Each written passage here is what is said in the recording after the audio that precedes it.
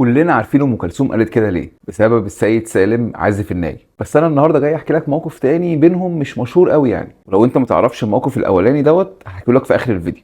في حفله من حفلات ام كلثوم كانت بتغني اغنيه انت عمري.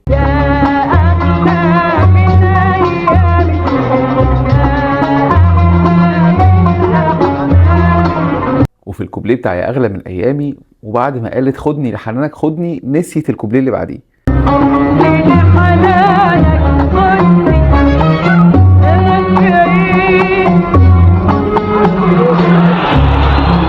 مين هنا خد باله؟ السيد سالم بدأ يلتفت ويحاول يساعد، وحتى قال لها الجملة بس كان الوقت فات. هنا ام كلثوم رجعت عادت الكوبليه من اوله تاني، وهنا السيد سالم قام سايب الناي ومركز مع ام كلثوم بس، وبدأ يقرب لها ويلقنها ويسبقها بشطر عشان يتأكد ان هي ما نسيتش.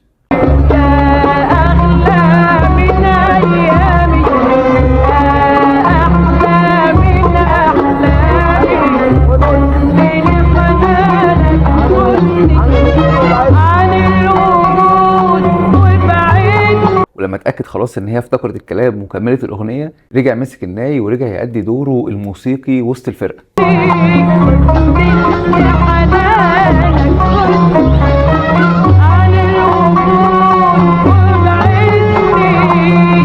وعلى فكرة برضو دي ما كانتش اول مرة يساعدها ويلاقي الكلام.